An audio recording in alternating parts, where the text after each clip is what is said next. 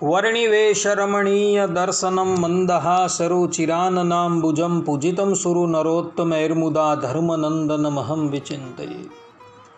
असतो मा षड्गमय तमसो मा ज्योतिर्गमय मृत्युर्मा अमृतं गमय। ओम शांति शांति शांति। આજની જ્ઞાન સભાની અંદર પધારનારા બધા જ ભગવદ્ ભક્તોને વેદાંતાચાર્ય પુરાણ ઇતિહાસાચાર્ય એમએ ફિલોસોફી શાસ્ત્રી રાકેશભાઈના હેતપૂર્વક જય સ્વામિનારાયણ। ભક્તો, ગયા વખતની જ્ઞાન સભાની અંદર આપણે બધા શ્રીમદ ભાગવતના દસમ સ્કંદના ઉત્તરાર્ધની કથા જે છે એ શ્રવણ કરતા હતા। ભગવાન શ્રી કૃષ્ણએ જરાસંધને 17 વખત હરાવી દીધો છે અને 18મી વખત એ હજુ મથુરાપુરીની ઉપર આક્રમણ કરે એ પહેલાં દેવર્ષિ નારદજીએ અને જરાસંધે કાલ યવનને મથુરાની ઉપર આક્રમણ કરવા માટે મોકલો છે। કાલ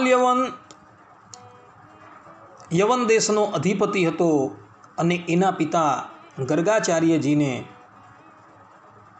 ભગવાન શંકરે એવું વરદાન આપેલું હતું કે તમે જે પુત્રની ઉત્પત્તિ કરશો એ યાદવોથી અપરાજિત રહેશે। અને ગર્ગાચાર્યજીએ જ કાળ યવનને अस्त्र शस्त्र थी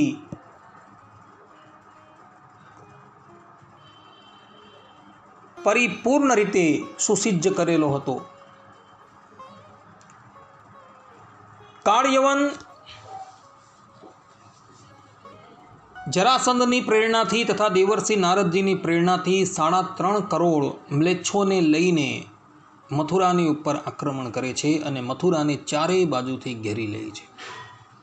भगवान श्री कृष्ण विश्वकर्मा ने कहीने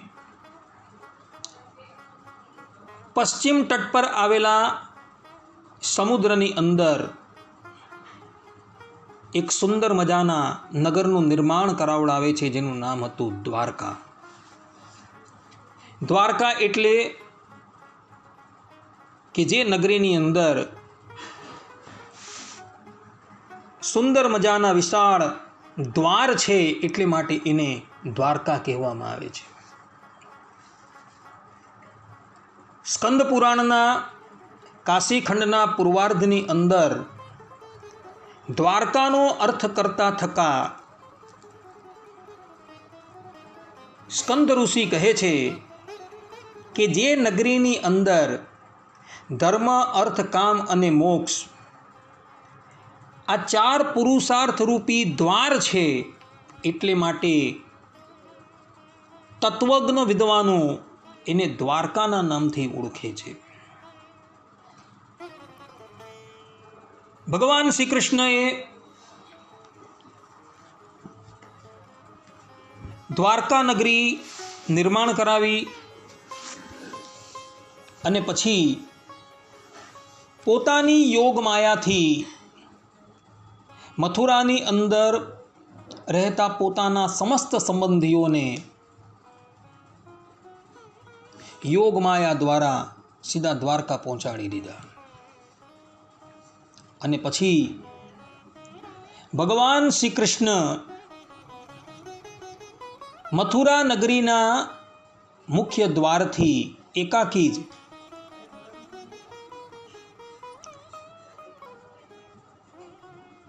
शंख चक्र गदा अने पद्म धारण करी निकली पड़्या। काळ यवने जोयुं के नारदजीए श्री कृष्णना जेवा लक्षणों मने बतावेला छे एवा ज लक्षणों अत्यारे मारी सन्मुखथी एक पुरुष पसार थयो छे तेनी अंदर जोवा मळे छे।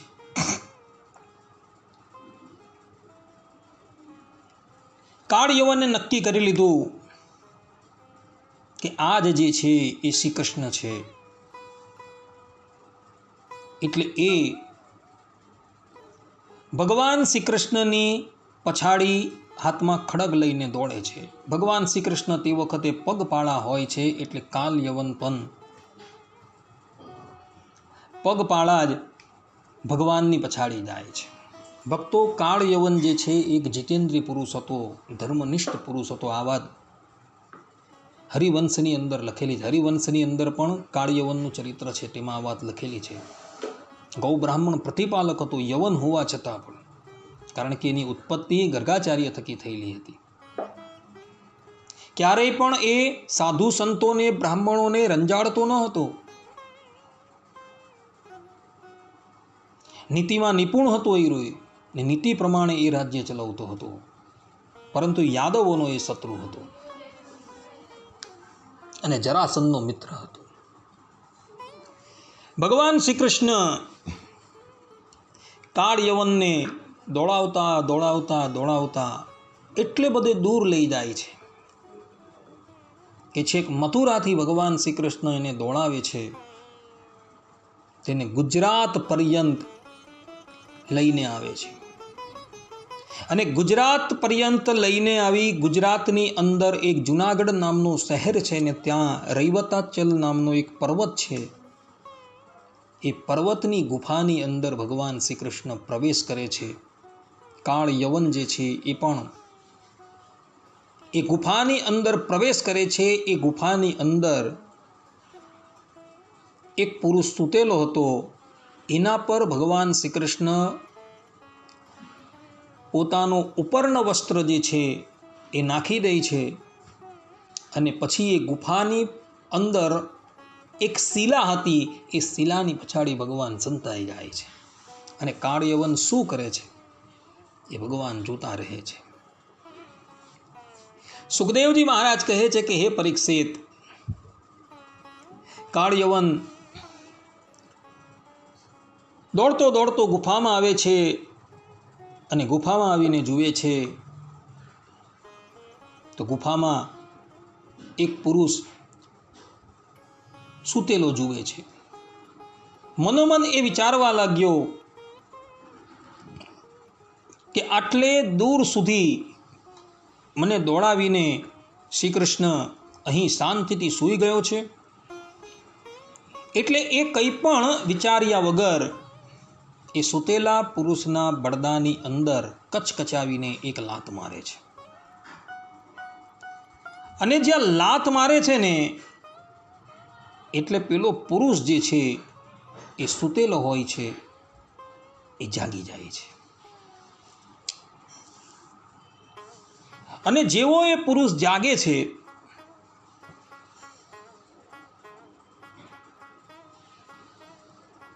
અને કાળ યવનની સન્મુખ જુએ છે, ત્યાં જ કાળ યવન જે છે બળીને ભસ્મ થઈ જાય છે.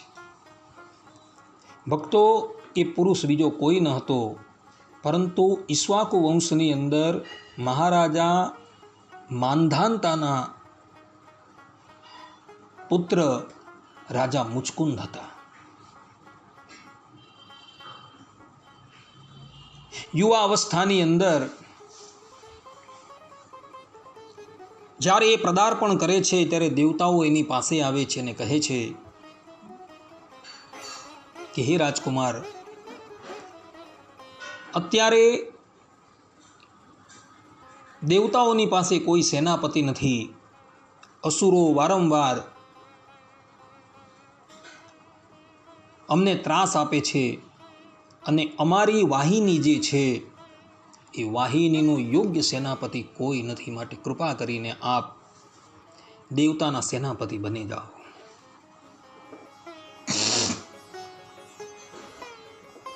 દેવતાઓની વિનંતી સાંભળી મુચકુંદ રાજા દેવતાઓના સેનાપતિ બને છે, અને ઘણા વર્ષો પર્યંત, ઘણા યુગો પર્યંત એ દેવતાઓના સેનાપતિ તરીકે કાર્યરત રહે છે.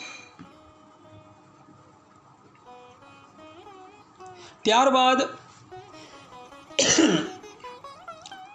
દેવતાઓને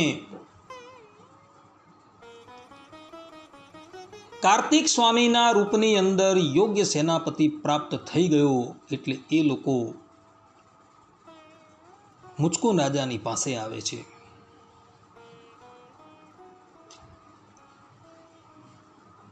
અને મુચકુંદ રાજાને કહે છે કે હે વીર શિરોમણી, તમે અમારી રક્ષા માટે મનુષ્ય લોકનું પોતાનું અકંટક રાજ્ય છોડી દીધું તથા જીવનની અભિલાષાઓ પણ છોડી દીધી તથા ભોગોનો પણ ત્યાગ કરી દીધો. હવે આપ શ્રીને અમે વિદાય કરીએ છીએ. તમારા પુત્રો, રાણીઓ, ભાઈબંધીઓ અને મંત્રીઓ તથા તમારા સમયની જે પ્રજા જે છે એ તો કાળનો કોળિયો થઈ ગઈ છે. માટે વરદાનના રૂપની અંદર આપ જે પણ કંઈક વરદાન અમારી પાસે માગશો તે અમે તમને પ્રદાન કરશું. પરંતુ હે રાજન, તમારું કલ્યાણ થાઓ.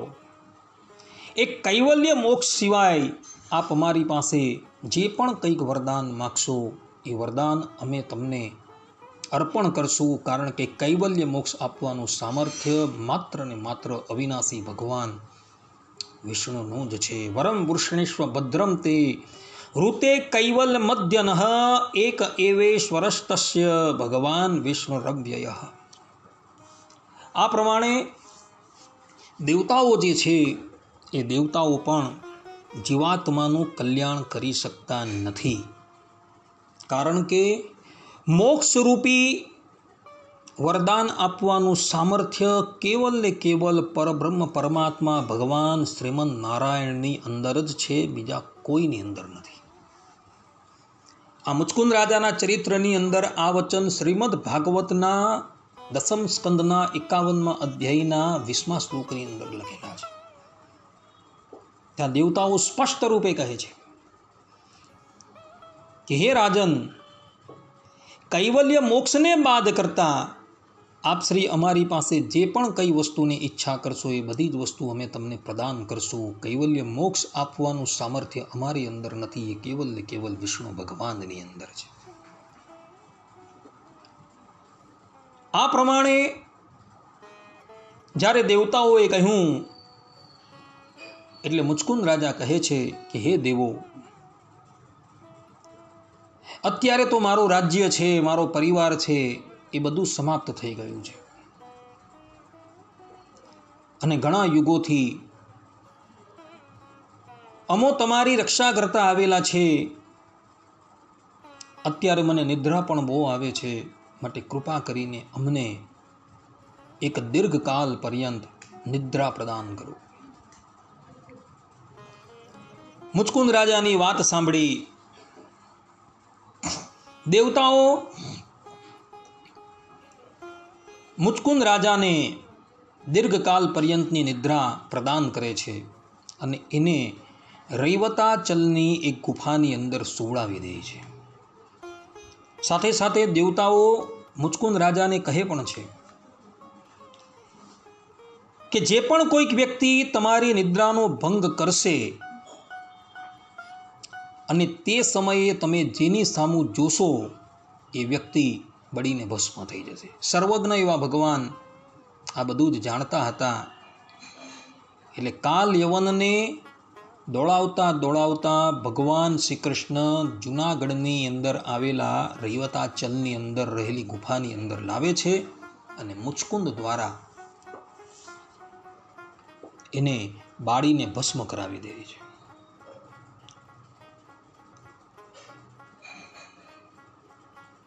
તે પછી ભગવાન શ્રી કૃષ્ણ જે છે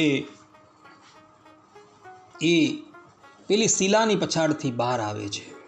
મુચકુંદ રાજાએ જોયું કે એક સાવલો સાવલો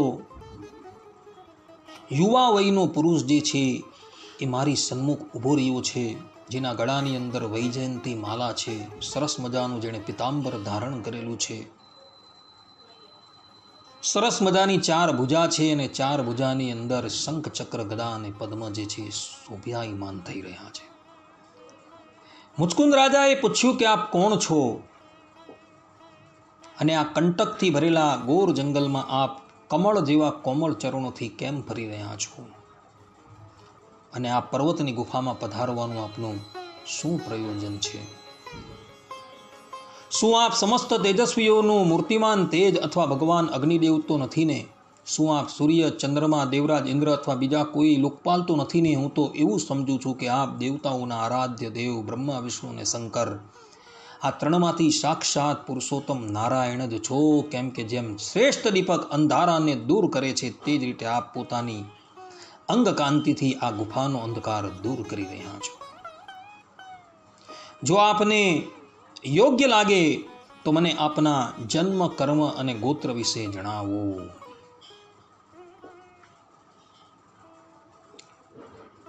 આ પ્રમાણે મુચકુંદ રાજાએ પૂછ્યું ત્યારે ભગવાન શ્રી કૃષ્ણ કહે છે કે હે પ્રિય મુચકુંદ, મારા હજારો જન્મ, કર્મ અને નામ છે તે અનંત છે, તેથી હું પણ તેની ગણતરી કરીને કહી શકતો નથી. એ સંભવ છે કે કોઈ પુરુષ પોતાના અનેક જન્મોમાં પૃથ્વીના રચકણોની ગણતરી કદાચ કરી શકે, પરંતુ મારા જન્મ, ગુણ, કર્મ અને નામોને કોઈ પણ રીતે ગણી શકાય એમ નથી. સનક, સનંદન વગેરે પરમ ઋષિઓ ત્રણેય કાળમાં થતા મારા જન્મોનું વર્ણન કરતા રહે છે, પરંતુ ક્યારેય તેનો પાર પામી શકતા નથી. હાલમાં હું દેવતાઓની પ્રાર્થનાથી વસુદેવના ઘરે એના પુત્ર રૂપે પ્રગટ થયો છું. મારું નામ વાસુદેવ છે. એ વાસુદેવ જ તમારા પર કૃપા કરવાને અર્થે આ ગુફાની અંદર હું આવેલો છું, કારણ કે તમે પૂર્વે મારી ઘણી ભક્તિ કરી હતી, ઘણી ઉપાસના કરી હતી. માટે હે રાજર્ષિ, તમારા મનની અંદર જે પણ કોઈક ઈચ્છા હોય તે અમને કહો. તમારી એ બધી જ ઈચ્છાઓ અમે પૂર્ણ કરશું. ભગવાન શ્રી કૃષ્ણનું આ પ્રમાણેનું વચન સાંભળી મુચકુંદ રાજાને ગર્ગાચાર્યજીનું એ વચન યાદ આવી ગયું કે યદુવંશની અંદર ભગવાન જે છે એ જન્મ લેવાના છે. મુચકુંદ રાજાને ખબર પડી ગઈ કે મારી સન્મુખ જે તત્વ અત્યારે ઊભું છે એ ઇતર નથી કોઈ, પરંતુ એ સાક્ષાત પરબ્રહ્મ પરમાત્મા છે. મુચકુંદ રાજા ભગવાન શ્રીમન નારાયણના ચરણારવિંદરની અંદર વંદન કરે છે અને ભગવાનની સ્તુતિ કરે છે અને કહે છે કે હે પ્રભુ, મુજ શરણાગતની આપ રક્ષા કરો.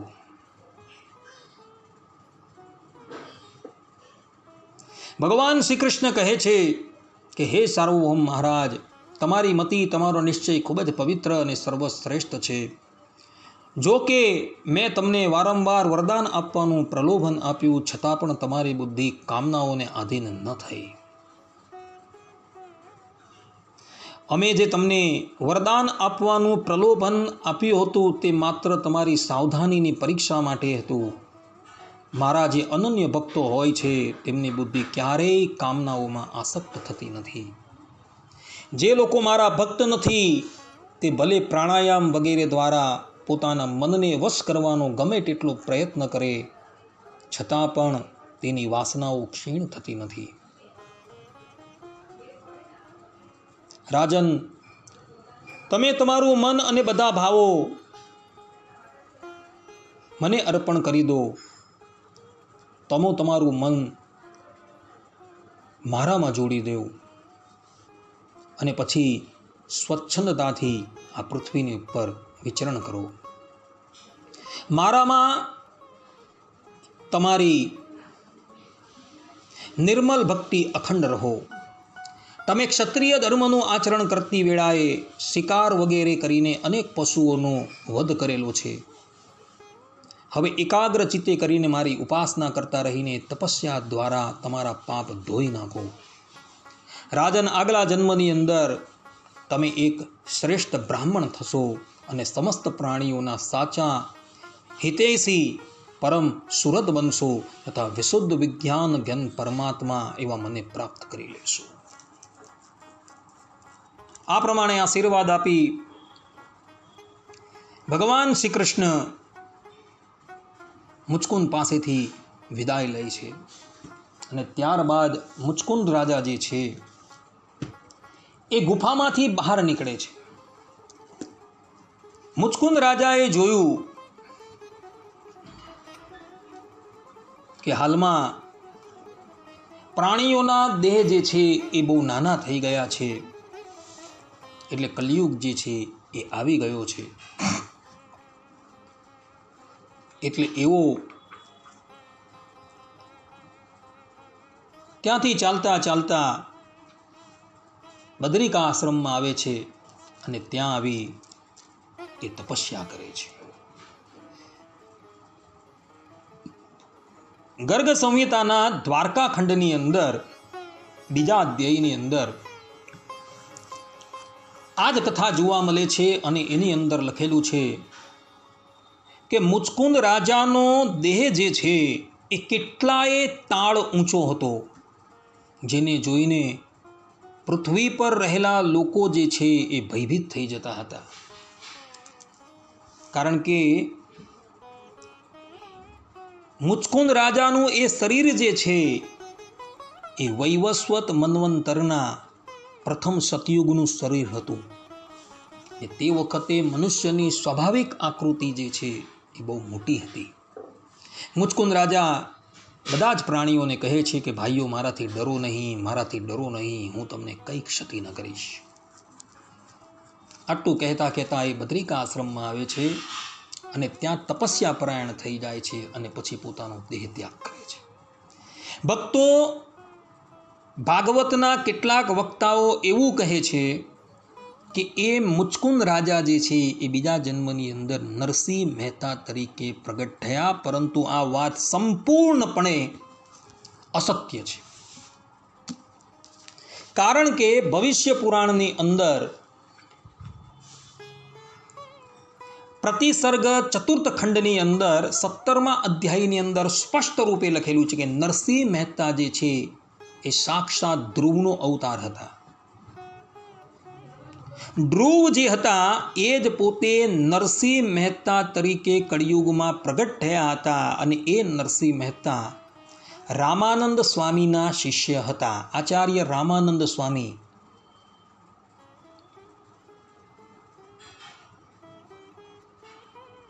એના એ શિષ્ય હતા. એટલે જે લોકો એવું કહે છે કે નરસિંહ મહેતા એ જ મુચકુંદ છે, એ લોકોએ આ ભવિષ્ય પુરાણ જોવાની ખાસ જરૂર છે. જ્યારે આપણા સંપ્રદાયની અંદર ભગવત પ્રસાદજી મહારાજ જે છે એ શ્રીમદ ભાગવતના ઉત્તરાર્ધના 51મા અધ્યાયની ટીકાના અંતે સ્પષ્ટ રૂપે લખે છે કે એ જ મુચકુંદ રાજા જે છે એ બીજા જન્મની અંદર જૂનાગઢની અંદર મયારામ વિપ્ર તરીકે પ્રગટ થયા છે. કારણ કે મુચકુંદ રાજાને પ્રત્યક્ષ ભગવાનના દર્શનની ઈચ્છા હતી અને ભગવાન સ્વામિનારાયણ એ અવર નથી, પરંતુ સાક્ષાત પરબ્રહ્મ પરમાત્મા ભગવાન શ્રી કૃષ્ણનો અપર અવતાર છે. અને એ જ મુચકુંદ રાજા મયારામ વિપ્ર તરીકે પ્રગટ થયા. બાળપણથી જ એમનું મન ભગવાનની અંદર જ હતું. સમય જતાં ભગવાન સ્વામિનારાયણના ગુરુ ઉદ્ધવા અવતાર રામાનંદ સ્વામીના એ આશ્રિત થાય છે ને ત્યારબાદ ભગવાન સ્વામિનારાયણનો ભેટો થાય છે અને એકાંતિક ભાવે અખંડ એ ભગવાન શ્રીહરિની સમીપમાં રહીને જ પોતાનું કલ્યાણ કાર્ય જે છે એ સિદ્ધ કરે છે. શિક્ષાપત્રીની અંદર પણ ભગવાન સ્વામિનારાયણે એમનું નામ લખેલું છે, અમારે આશ્રિત એવા મયારામ ભટ્ટ આદિ ગ્રસ્ત સત્સંગી. જે લોકોએ આ બાબતની અંદર સંશય હોય તો એણે સ્વામિનારાયણ સંપ્રદાયની ભગવત પ્રસાદજી મહારાજ કૃત ભક્તરંજની ટીકા, શ્રીમદ ભાગવતની ભક્તરંજની ટીકા સ્કંદ 10 51 અધ્યાયની ટીકા વાંચી લેવી. કાળ યવન જે છે એ ભગવાન શ્રી કૃષ્ણના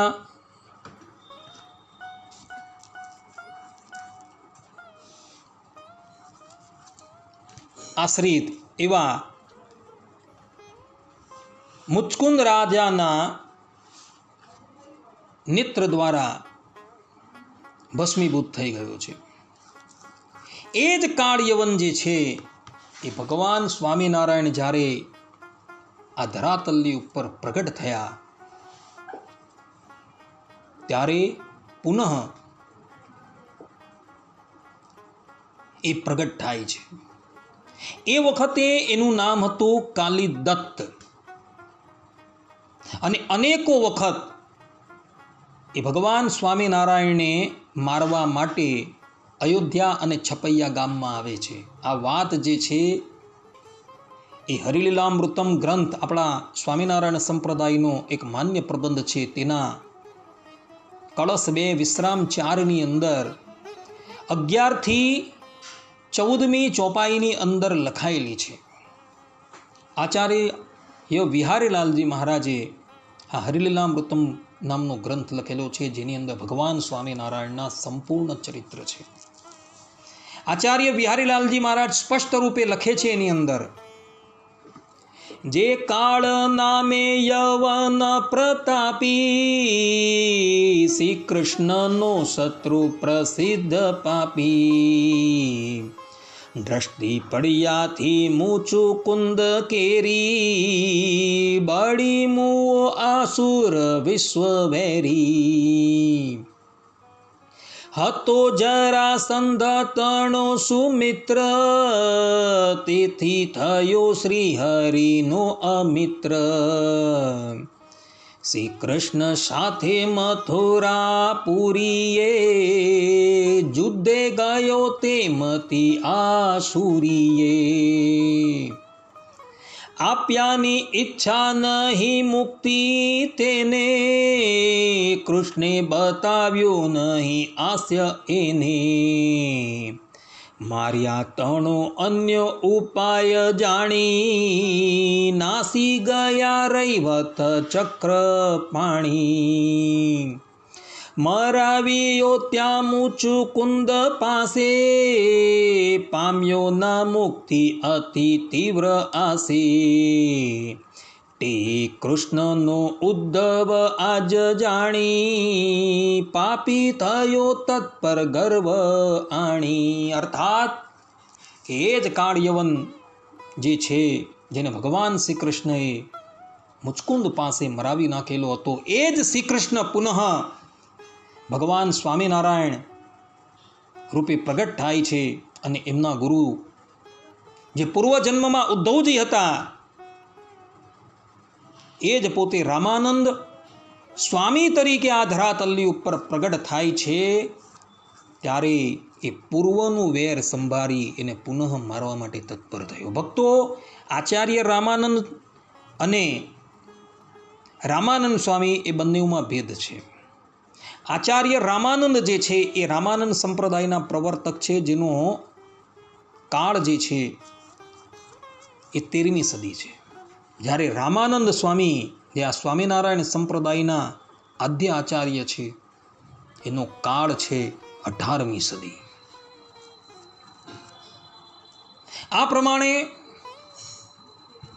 આ કાળ યવન જે છે એ કાલિદત્ત નામના અસુર તરીકે પ્રગટ થાય છે અને ભગવાન સ્વામિનારાયણના હાથે જ બાલ્ય અવસ્થાની અંદર એનું મૃત્યુ થાય છે. છપૈયા નામના ગામની અંદર ભગવાન સ્વામિનારાયણનું પ્રાગટ્ય છે, જેનું એક નામ નારાયણ મુનિ છે, હરિકૃષ્ણ છે, હરિ છે, કૃષ્ણ છે, નીલકંઠ છે, ને જેમના પ્રાગટ્યનું પ્રમાણ સ્કંદ પુરાણના વૈષ્ણવ ખંડના વાસુદેવ મહાત્મયના 18મા અધ્યાયમાં 42, 43 અને 44મા શ્લોકની અંદર આવેલું છે.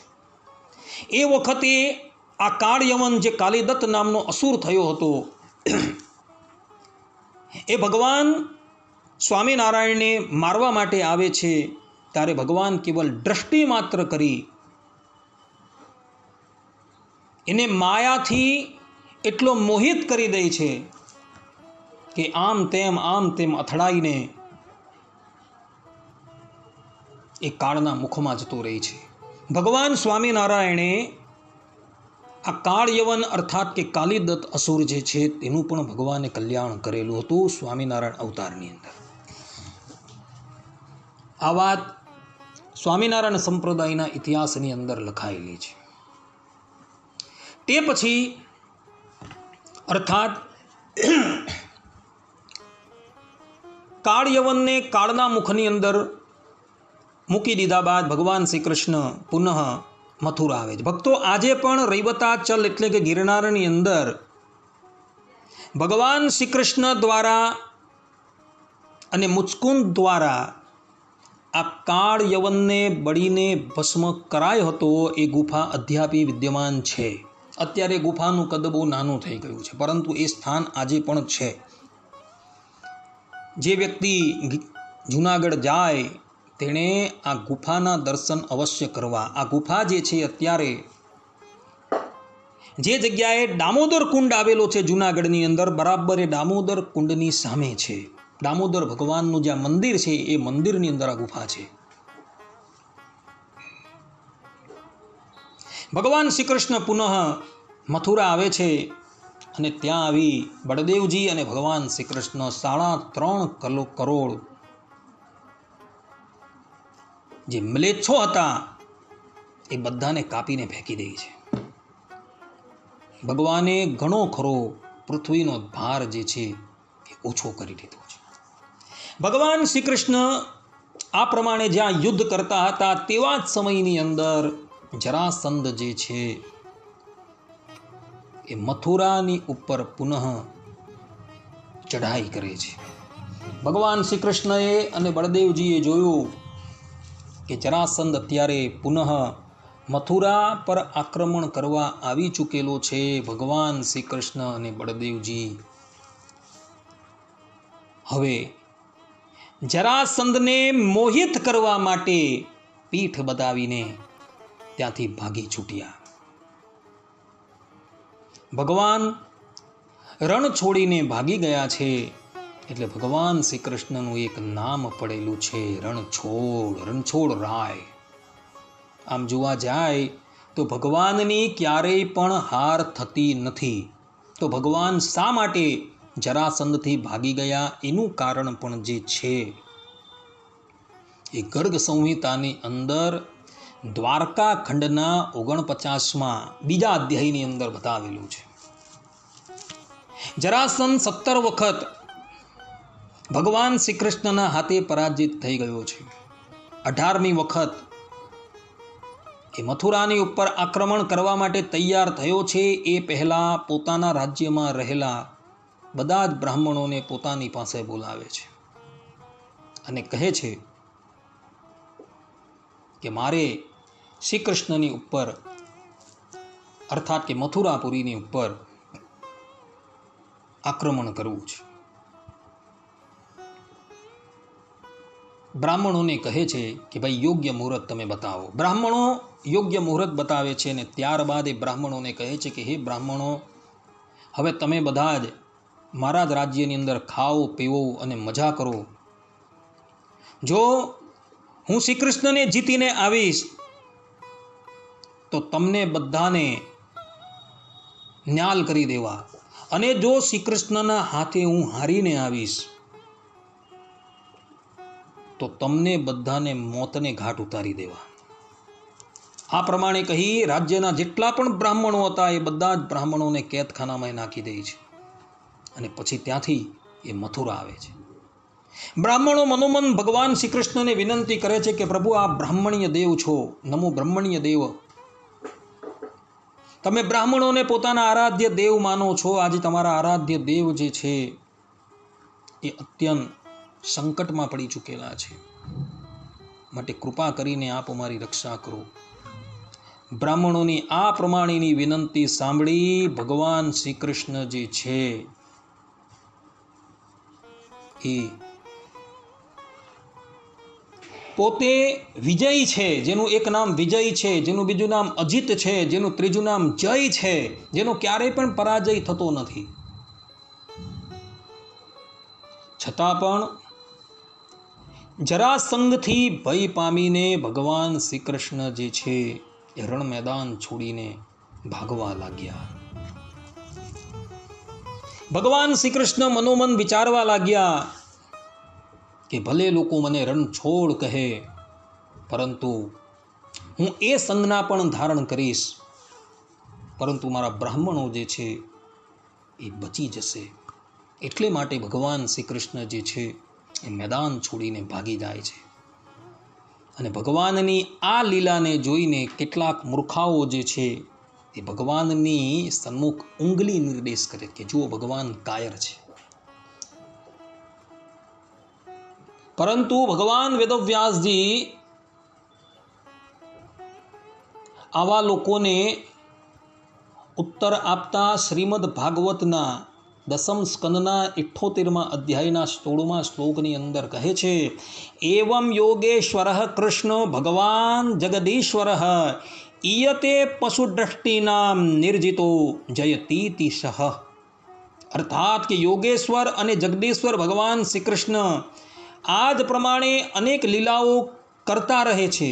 જે લોકો પશુઓ જેવા અવિવેકી છે તેઓ તેમને ક્યારેક હારતા પણ જુએ છે, પરંતુ વાસ્તવમાં તો તેઓ સદા સર્વદા વિજય જ છે. એટલે જે લોકો ભગવાનને હારતા જુએ છે અને ભગવાનની તરફ ઉંગલી નિર્દેશ કરે છે કે જુઓ ભગવાન તો કાયર જેવું કાર્ય કરી રહ્યા છે, યુદ્ધની અંદર છલ કપટ કરે છે, વસ્તુતાએ એ લોકો બધા જે છે એ બધા જ લોકો જે છે એ પશુ જેવા છે, એ અવિવેકી છે, અજ્ઞાની છે, મૂર્ખ છે. એ લોકોને ભગવાનનું વાસ્તવિક તત્વ જે છે એ ક્યારેય પણ ખબર જ નથી. કારણ કે ભગવાન જે છે એ હંમેશા વિજયી જ રહે છે. સત્યમેવ જયતે. સત્ય શબ્દ જે અહીં જે છે એ ભગવાનનો વાચક છે. એ ભગવાનનો હંમેશા જય જ થાય છે. એમનો પરાજય ક્યારેય પણ થતો જ નથી. પરંતુ અવિવેકી લોકો પોતાની કુબુદ્ધિને લઈને આ પ્રમાણેની વાત કરતા રહે છે. પરંતુ એ લોકોની એ વાતો જે છે એ લોકોની કેવલ અજ્ઞાનતાનું પ્રદર્શન કરે છે. ભગવાન શ્રી કૃષ્ણ ક્યારેય પણ હારતા જ નથી. ભગવાન શ્રી કૃષ્ણ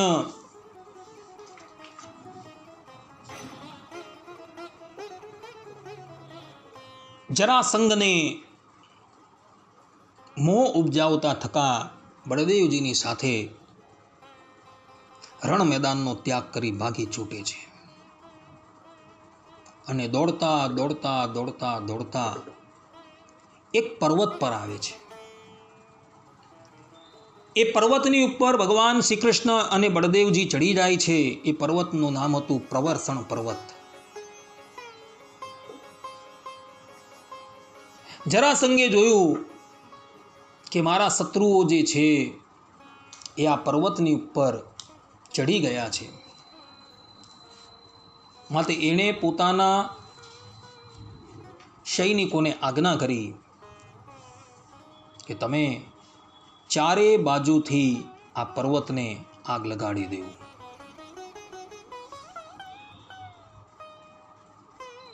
જરાસંઘની આજ્ઞા થતાં એમના સૈન્યએ આ સંપૂર્ણ પર્વતને આગની જ્વાળાઓથી લિપ્ત કરી દીધો. ભગવાન શ્રી કૃષ્ણ અને બળદેવજી જુએ છે કે પર્વત જે છે એ આગથી બળી રહ્યો છે. એ લોકો પોતાની અચિંત્ય શક્તિને યાદ કરે છે અને પર્વતની ટોચ ઉપરથી સીધા કૂદકો મારે છે. જરાસંઘને પણ ખબર નથી કે ભગવાન શ્રી કૃષ્ણ અમારી મધ્યમાંથી જ પસાર થઈને જતા રહ્યા છે. એ તો એમ જ સમજે છે કે બળદેવજી અને ભગવાન શ્રી કૃષ્ણ આ પર્વતની ઉપર રહીને એ બધા જ બળી ગયા છે. પોતાનું કાર્ય પૂર્ણ થયું. જરાસંઘ પ્રસન્ન થયો થકો પુનઃ મગજ જતું રહે છે. અને ભગવાન શ્રી કૃષ્ણ અને બળદેવજી ત્યાંથી દ્વારકા આવી જાય છે. અને દ્વારકા આવી દ્વારકાના રાજસિંહાસનની ઉપર એવો ઉગ્રસેનનો રાજ્યાભિષેક કરે છે. આમ તો મથુરાની અંદર જ ભગવાન શ્રી કૃષ્ણએ ઉગ્રસેનનો રાજ્યાભિષેક કરી દીધો હતો.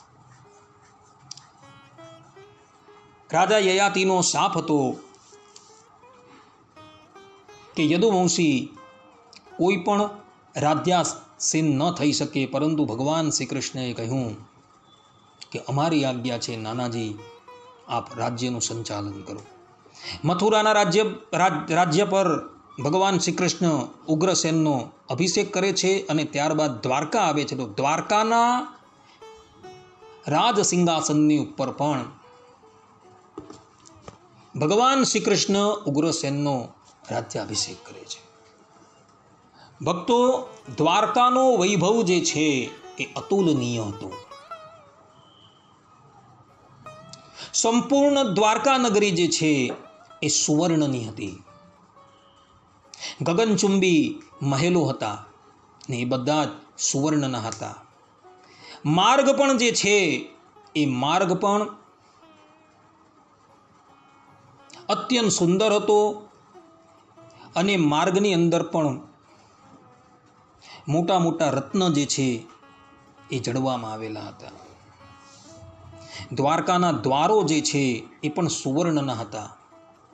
નગરી એટલી બધી અદ્ભુત હતી કે વિશ્વકર્માએ પોતાની સંપૂર્ણ કારીગીરી જે છે એ એમાં નાખી દીધેલી હતી. કોઈ પણ વ્યક્તિ દ્વારકાની અંદર આવે તો એ દ્વારકાનો વૈભવ જોઈને મોહિત થઈ જતો હતો. જાણે સાક્ષાત વૈકુંઠનો વૈભવ જે છે એ વૈકુંઠનો વૈભવ જ ભગવાન શ્રી કૃષ્ણએ ધરાતલ પર લાવીને મૂકી દીધો ન હોય એવું ભાસતું હતું. ને આ પ્રમાણેનું કરવાનું કારણ પણ હતું. કયું કારણ હતું?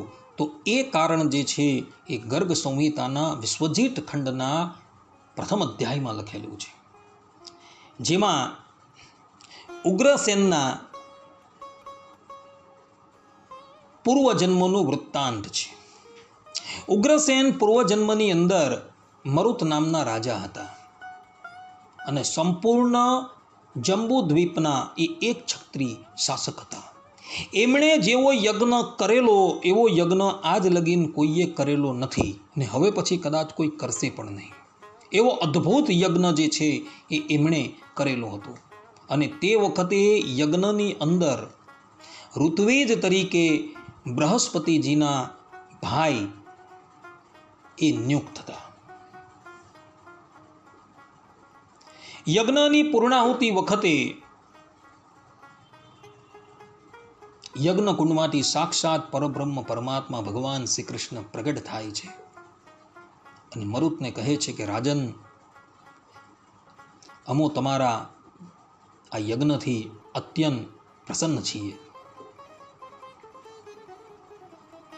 માટે કૃપા કરીને આપ અમારા થકી કોઈ વરદાન માગો.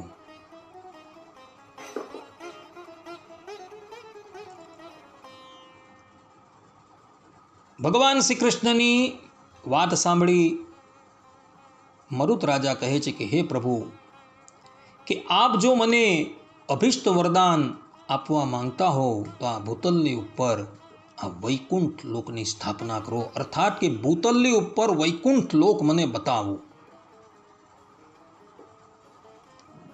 આ પ્રમાણે મરુત રાજાની વાત સાંભળી ભગવાન શ્રી કૃષ્ણ એને કહે છે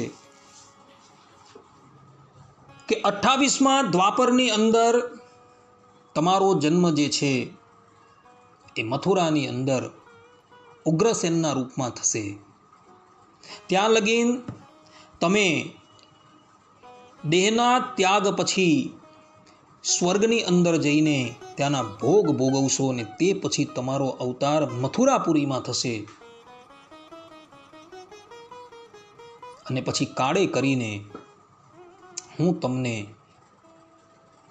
આ ધરાતલની ઉપર જ વૈકુંઠ લોકના દર્શન કરાવીશ. આ પ્રમાણેનું વરદાન આપી ભગવાન શ્રી કૃષ્ણ અંતર્ધાન થઈ જાય છે. તે પછી મરુત રાજા જે છે પોતાનો દેહ ત્યાગ કરી દે છે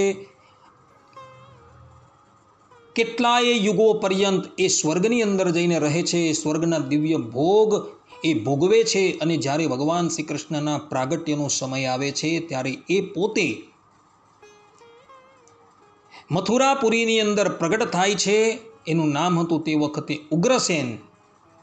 અને પછી દ્વારકાનું નિર્માણ જ્યારે થાય છે ત્યારે દ્વારકાના અધિપતિ તરીકે ભગવાન શ્રી કૃષ્ણ એને સ્થાપે છે, અને વૈકુંઠ લોકનો સંપૂર્ણ વૈભવ જે છે એ ધરાતલની ઉપર લાવીને ભગવાન મૂકી દે છે. અને મરુત રાજા જે પૂર્વજન્મની અંદર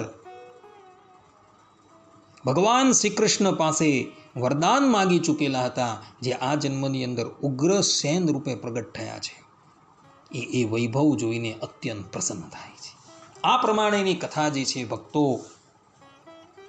ગર્ગ સંહિતાની અંદર વિશ્વજીત ખંડના પહેલા અધ્યાયની અંદર જોવા મળે છે. એટલે ઉગ્રસેન જે છે એ પૂર્વજન્મની અંદર મરુત રાજા હતા. અને દ્વારકાનું નિર્માણ શા માટે કરવામાં આવેલું હતું એનું કારણ આયરું આ છે, કારણ કે મરુત રાજાને ભગવાન શ્રી કૃષ્ણએ પહેલેથી જ વરદાન આપી દીધેલું કે હું ધરાતલની ઉપર વૈકુંઠ લોક લાવીને તમને બતાવવા. અને જે પ્રમાણે વૈકુંઠની અંદર મુક્તોને રહેવા માટે સુવર્ણના મોટા મોટા મહેલ હોય છે, તેવા જ મહેલ જે છે એ દ્વારકાની અંદર સુશોભિત થતા હતા. આજે પણ ભક્તો દ્વારકા નગરી બિરાજમાન છે, પરંતુ અત્યારની જે દ્વારકા બિરાજે છે એ મૂળ દ્વારકા નથી. મૂળ દ્વારકા તો સમુદ્રની અંદર લીન થઈ ગઈ છે. આજે પણ અધિકારી લોકોને એ મૂળ દ્વારકાના દર્શન થાય છે. રામાનંદ સંપ્રદાયના એક પરમ ભાગવત પીપાજી, એ પીપાજીને ભગવાન દ્વારકાધીશે એ મૂળ દ્વારકાના દર્શન કરાવેલા. આ ઉપરાંત રાજસ્થાનના એક અજમલ નામના રાજા હતા, તેમને પણ દ્વારકાધીશે એ મૂળ દ્વારકાના દર્શન કરાવેલા હતા. અને આપણા સંપ્રદાયના ભગવાન સ્વામિનારાયણના શિષ્ય સચ્ચિદાનંદ સ્વામી જેઓ દ્વારકા જાય છે ત્યારે ભગવાન પોતાના સંપૂર્ણ વૈભવ સાથે એમને દર્શન કરાવે છે. આ પ્રમાણે અધિકારી વ્યક્તિઓને એ દ્વારકાના દર્શન અધ્યાપી થાય છે. શાસ્ત્રોની અંદર દ્વારકાનું ઘણું મહાત્મય બતાવેલું છે. ગર્ગ સંહિતાની અંદર તો ત્યાં લગીન લખેલું છે કે દ્વારકાની અંદર પ્રગટ થતા કીટ છે, પતંગ છે, એ પણ મૃત્યુ બાદ વૈકુંઠ લોકની પ્રાપ્તિ કરે છે. ને એટલે જ માટે ભગવાન સ્વામિનારાયણ શિક્ષાપત્રીની અંદર કહે છે કે અમારા આશ્રિતોએ દ્વારિકાપુરી આદિક તીર્થોની યાત્રા કરવી. એમાં સર્વપ્રથમ ભગવાન શ્રી કૃષ્ણએ દ્વારકાનો નિર્દેશ કરેલો છે, કારણ કે દ્વારકાનું મહાત્મય એટલું શાસ્ત્રોની અંદર બતલાવેલું છે.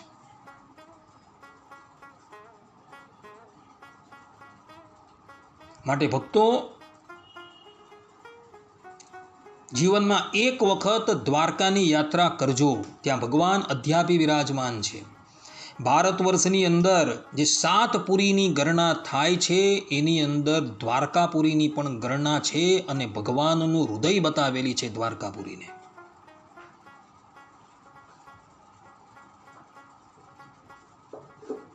ભગવાનને દ્વારકા એટલી બધી પ્રિય છે.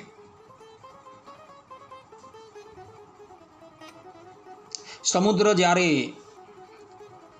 દ્વારકાને ડુબાડી દે છે ત્યારે કેવલ ને કેવલ ભગવાનનું એક મંદિર જે છે એ બચી જાય છે, જે મંદિર અત્યારે તમને દ્વારકાની અંદર જોવા મળે છે. એક જ રાતની અંદર વિશ્વકર્માએ એ મંદિર જે છે એ નિર્માણ કરી દીધેલું હતું. એમાં અધ્યાપી ભગવાન દ્વારિકેશ વિરાજમાન છે. માટે ભક્તો બધા જ દ્વારકાની યાત્રા જજો. અહીં શ્રીમદ ભાગવતના 10મ સ્કંદના ઉત્તરાર્ધના 51મા અધ્યાયની કથા જે છે એ પૂર્ણ થાય છે. સમયની પણ પૂર્ણાવતિ થઈ છે. આપણે આપણી આ કથાને પણ અહીં વિરામ આપીએ છીએ. હવે પછી આપણે 10મ સ્કંદના 52મા અધ્યાયની કથા નું શ્રવણ કરશું ત્યાં લગીન બધા જ ભગવદ્ ભક્તોને હેતપૂર્વક જય સ્વામિનારાયણ. સર્વે સંતો નિરામય સર્વે સુખીનો ભવંતુ સર્વે ભદ્રાણી પશ્યંતુ માં કશ્ચિત દુઃખ ભાગ ભવેત અસ્તુ. જય સ્વામિનારાયણ.